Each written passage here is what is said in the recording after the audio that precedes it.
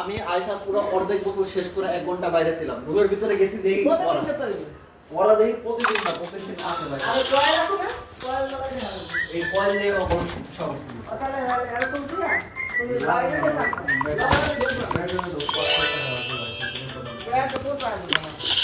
আমি জানি।